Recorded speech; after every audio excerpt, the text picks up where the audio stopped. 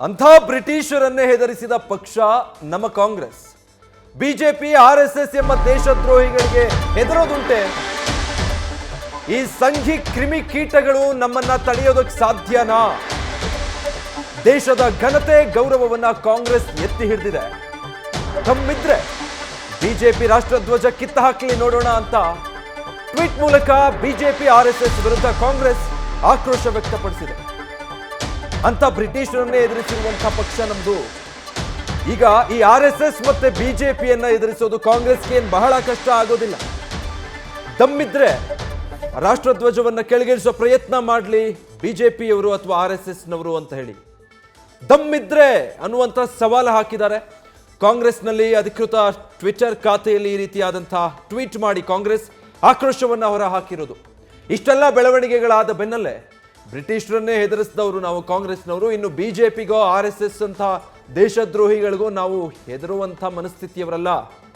ಬ್ರಿಟಿಷರ ಗುಂಡಿಗೆ ಎದೆ ಕೊಟ್ಟು ತಿರಂಗ ಹಾರಿಸಿದಂತಹ ವೀರ ಪರಂಪರೆ ನಮ್ಮದು. ಕಾಂಗ್ರೆಸ್ನ ಪೋಸ್ಟ್ನಲ್ಲಿರುವಂಥ ಅಂಶಗಳು ಇದು.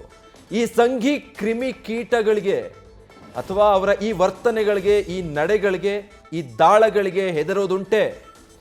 ಈಗ ಅಲ್ಲಿ ರಾಷ್ಟ್ರಧ್ವಜವನ್ನ ಆರಿಸಿದ್ರೆ ಅದನ್ನ ಕೆಳಗಿಳಿಸೋ ಪ್ರಯತ್ನ ಮಾಡಲಿ.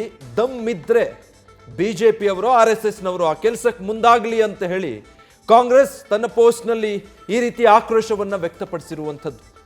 ಅಲ್ಲಿಂದ ಇದು ಮತ್ತೊಂದು ಹಂತಕ್ಕೆ ಹೋಗ್ತಾ ಇದೆ ಅನ್ನೋದಂತೂ ಸ್ಪಷ್ಟ. ಈಗೇನು ಅಲ್ಲಿ ಹನುಮ ಧ್ವಜವನ್ನು ಕೆಳಗಿಳಿಸಲಾಯಿತೋ ಅದು ಈಗ ಕೆರಗೋಡು ಗ್ರಾಮಕ್ಕಷ್ಟೇ ಸೀಮಿತವಾಗಿ ಉಳ್ಕೊಂಡಿಲ್ಲ. ರಾಜ್ಯ ರಾಜಕಾರಣದ ಚರ್ಚೆಯ ಪ್ರಮುಖ ಭಾಗವಾಗಿ ಬದಲಾಗ್ತಾ ಇದೆ. ಅದಕ್ಕೆ ಸಂಬಂಧಪಟ್ಟ ಹಾಗೆ ಎಚ್ ಡಿ ಕುಮಾರಸ್ವಾಮಿ ಅವರು ಮಾತಾಡಿದ್ರು, ಸಿ ಟಿ ರವಿ ಕಿಡಿಕಾರಿದ್ರು. ಅದಕ್ಕೆ ಪ್ರತಿಕ್ರಿಯೆ ಅನ್ನೋ ಹಾಗೆ ಈ ಕಡೆ ಗೃಹ ಸಚಿವರು ಕೂಡ ಮಾತಾಡಿದ್ರು.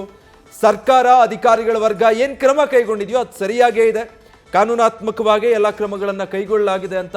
ಮತ್ತೊಂದು ಕಡೆ ಸಿದ್ದರಾಮಯ್ಯನವರು ಏನಿಲ್ಲ ಇವೆಲ್ಲ ಪೊಲಿಟಿಕಲ್ ಸ್ಟಂಟ್ಗಳು, ಪಾರ್ಲಿಮೆಂಟ್ ಚುನಾವಣೆಯಲ್ಲಿ ಸೋಲ್ತೀವಿ ಅನ್ನೋ ಭಯ ಎರಡು ಪಕ್ಷದವ್ರಿಗೂ ಕೂಡ. ಹಾಗಾಗಿ ಬಿಜೆಪಿ ಜೊತೆ ಜಾತ್ಯತೀತ ಅಂತ ಹೇಳ್ಕೊಳ್ಳೋ ಈ ಕೋಮುವಾದಿ ಮನಸ್ಥಿತಿಯ JDSನವರು ಹೋಗಿ ಸೇರ್ಕೊಂಡಿದ್ದಾರೆ. ಅದೇ ಹೆಂಗೆ ಜಾತ್ಯತೀತರಾಗ್ತಾರೆ ಅನ್ನುವಂಥ ಕೌಂಟರ್ ಕೊಟ್ಟಿದ್ರು. ಇಷ್ಟೆಲ್ಲ ಆದಮೇಲೆ ನಾಳೆ ರಾಷ್ಟ್ರಧ್ವಜ ಹಿಡಿದು ಒಂದು ಮೆರವಣಿಗೆಗೂ ಪ್ಲಾನ್ ಮಾಡಿದ್ದಾರೆ. ಎಲ್ಲದರ ಮಧ್ಯೆ ಈ ಪೋಸ್ಟ್.